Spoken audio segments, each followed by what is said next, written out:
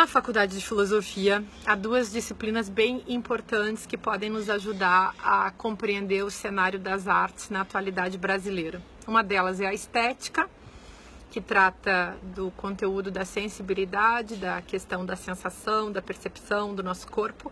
E a outra é a filosofia da arte, que discute o conceito de arte e também o que são as obras de arte, num sentido mais particular e concreto. Bom, como professora de filosofia, que sempre deu aula de estética e de filosofia da arte, eu entendo que é meio que meu dever nesse momento tentar contribuir com a produção de um pensamento mais lúcido, tendo em vista o cenário em que se encontra o nosso país. Por isso eu vou dizer algumas coisas e se vocês tiverem paciência de escutar, eu agradeço muito. Eu gostaria de sugerir que nesse momento em que o Brasil é levado à histeria política e ao caos, que as pessoas pudessem voltar a si e que buscassem uma abordagem mais razoável sobre esses assuntos que são todos tão complexos. Do meu ponto de vista, a postura que muitas pessoas vêm tendo em relação às artes não é apenas a da falta de conhecimento, mas é também uma postura antiética e imoral e uma postura que mistifica a má-fé. Bom, nós temos visto várias mostras sendo fechadas, peças de teatro sendo canceladas, espaços culturais sendo atacados, artistas sendo insultados, caluniados e injuriados. Há toda uma onda de violência contra as artes que nunca fizeram mal a ninguém. Ao contrário, a arte é algo que faz bem às pessoas porque melhora a sensibilidade das pessoas, a inteligência das pessoas e desse modo melhora também o agir no mundo das pessoas todas. Um dia desses, uma obra de arte foi recolhida de uma exposição por policiais depois que deputados resolveram registrar uma ocorrência contra uma obra cujo título era pedofilia. Qual foi o raciocínio que os deputados tiveram? Alguém poderia dizer que eles tiveram um raciocínio bem curto, um raciocínio por apego ao literal. Eles viram o título e, por indução, entenderam que aquela obra, cujo título era pedofilia, não apenas representava, mas era a própria pedofilia. Ao mesmo tempo, algo ou alguém lhes avisou que não era bem assim e eles resolveram considerar que, em vez de essa obra questionar ou denunciar a pedofilia, que ela incitava justamente a pedofilia. Na verdade, se vocês virem a pintura, verão que é até uma obra de arte bastante ingênua. Nós podemos dizer, além disso, que é uma obra, pelo menos assim eu faço na minha leitura, que remete mais à solidão e ao abandono da criança quando se encontra numa situação de abuso. Abuso, aliás, por parte de quem? Pela igreja, pela família, pelo capitalismo, que transforma pessoas vulneráveis como crianças em mercadorias, que transformam pessoas em objetos para o uso de outras pessoas. Bom, essa obra era praticamente uma obra abstrata, não fosse pela figuração de uma criança, uma menina, pintada na forma de um palitinho. Eu me lembro muito de um livro que eu gostaria que vocês lessem, que se chama Martelo das Feiticeiras, que foi um tratado escrito por Kramer e Sprenger, inquisidores do século XV. Nesse tratado, eles descreviam as relações sexuais entre bruxas e demônios. Bom, a imaginação dos inquisidores já aparecia naquela época mesmo como algo de doentio e de delirante. Hoje nos soa ainda mais delirante. Mesmo assim, esse texto naquela época ofereceu fundamentos para incriminar pessoas inocentes, para matar essas pessoas. Ou seja, o delírio de uns prejudicou outros até a morte. A imaginação dos deputados do Mato Grosso do Sul deve nos preocupar nesse momento, pois se trata de pessoas que vêm desenvolvendo, como os inquisidores, não apenas uma ignorância profunda sobre a questão das artes, mas que parecem ter desenvolvido também alguma espécie de delírio, vendo coisas que não estão presentes na realidade, mas estão presentes apenas em suas mentes. Isso configuraria também algum grau de paranoia. Digo isso pensando se não seria o caso de oferecer tratamento psicológico ou até mesmo psiquiátrico a esses que manifestam sinais de paranoia. Talvez o problema político no Brasil hoje seja também um problema psiquiátrico. Isso é para a gente considerar. Bom, o que vem acontecendo com as artes é significativo.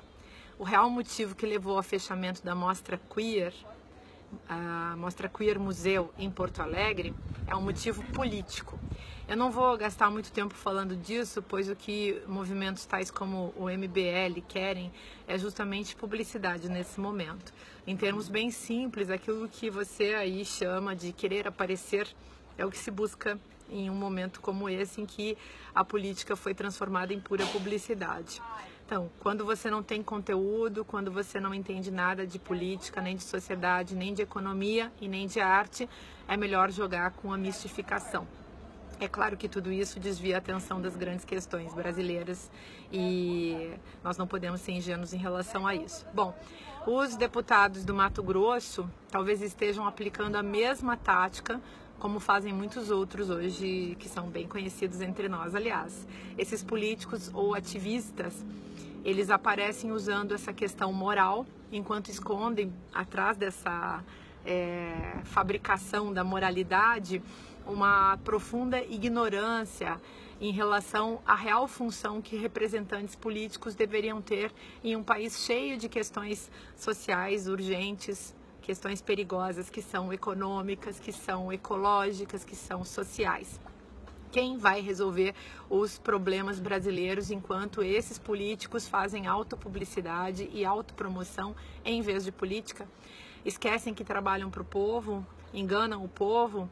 Política se tornou um assunto controverso entre nós, isso é uma coisa muito clara.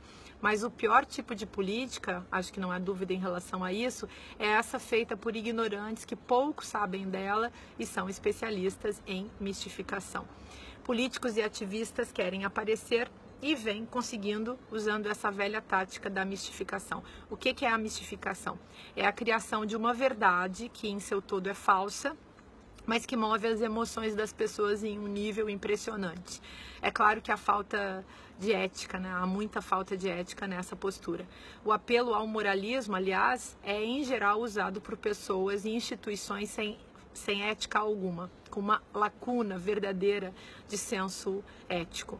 Mas estamos justamente na falta da ética e, ao mesmo tempo que não devemos nos surpreender, é obrigatório que estejamos atentos, pois há jogos perigosos sendo jogados contra todos os setores da sociedade nesse momento.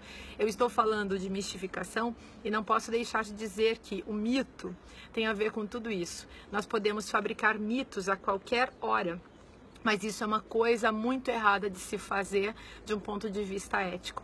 Assistam aquele filme Apocalipse Now e depois venham me dizer se não faz sentido o que eu estou falando agora.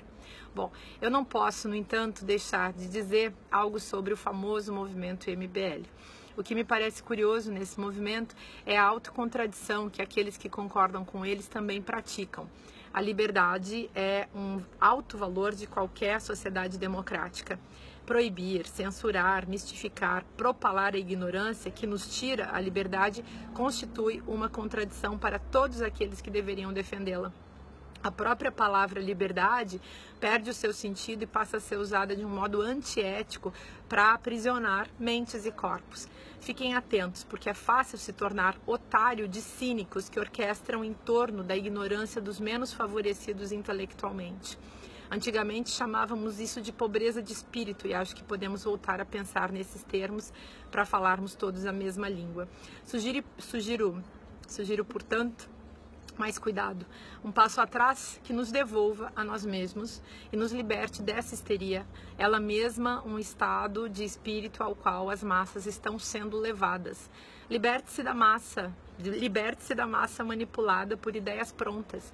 Valorize a sua singularidade, o que a gente sempre pode fazer estudando, lendo, ouvindo, conversando com outras pessoas para buscar se esclarecer sobre questões difíceis.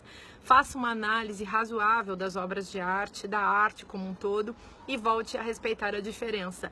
A expressão verdadeira que sustenta a liberdade de expressão como um todo contra a destruição da liberdade que se dá pelo silenciamento dos outros é o que é possível de se fazer nesse momento. Então, vamos combinar uma coisa, vamos combinar que a arte é um assunto complexo, como é a ciência, como é a religião, como é até o futebol. Vamos combinar que não sairemos falando de futebol sem antes entender do que se trata? Que não vamos falar de medicina e neurociência como se nossa simples opinião de leigos valesse alguma coisa apenas porque pode ser falada ou escrita nas redes sociais? Ciência política, sociologia, história geral, história da arte também podem nos ajudar a melhorar a nossa visão de mundo. Vamos estudar, vamos ler sobre, vamos melhorar as fontes nas quais nos informamos. A televisão e as redes sociais estão vendendo opiniões bem baratas, junto com movimentos que brincam com a nossa ingenuidade. Vamos parar com isso? Não sejamos os otários que compram ideias prontas só porque elas parecem baratas ou fáceis de digerir. Fiquemos atentos, porque a nossa alma vale muito e tem muita gente, ontem como hoje, que é especialista em capturá-la. Antes de finalizar, vamos nos perguntar o que é arte? Ora, arte é um tipo de filosofia, uma espécie de filosofia concreta, materializada, que necessariamente desmistifica o mundo. Cada obra é uma pergunta, não uma resposta. Por isso, os reacionários não gostam de arte, porque não gostam de questionamentos. É curioso, mas pessoas burras também não gostam de questionamentos, porque nunca conseguem nem entender o que são perguntas. A arte realiza a verdadeira liberdade das pessoas. Ela emancipa cada pessoa do jugo, do moralismo e de toda forma de preconceito. Pensa em como os preconceitos te fazem mal. E não crie mais um em relação às artes. Isso não fará de você uma pessoa melhor, nem melhorará o país ou a sociedade em que você vive. Preconceitos apenas nos colocam em uma posição ridícula e criam muito sofrimento emocional para quem é a sua vítima. Eu duvido também que crie grandes gozos para pessoas que manifestam preconceitos, porque afinal de contas o preconceito é um peso psíquico tremendo e que resulta da falta de capacidade de compreender a diferença. É também uma forma de expor uma profunda estupidez interna, subjetiva. Mas por aí, né? Se você pensar bem, a vida de quem sente preconceitos deve ser uma vida muito amarga. As obras de arte são bases de dados de conhecimento concentrado. Elas são fogos de artifício de sensibilidade, são convites para parar, para pensar. Elas nos oferecem a chance de ter pensamentos mais consistentes sobre tudo o que existe. Pensamentos que beneficiam a todos na construção de um mundo melhor. Isso nós todos queremos, não é mesmo? Não é verdade uma coisa dessas? Então, comecemos por pensar que esse mundo é de todos e que nenhum ponto de vista pode ser autoritariamente imposto, ao mesmo tempo que todos devem ser reconhecidos em suas diferenças para que possa haver diálogo. O silenciamento dos outros é autoritário, só o diálogo é capaz de combatê-lo, mas o diálogo não é fácil nem natural, ele tem que ser produzido cuidadosamente, com muito respeito.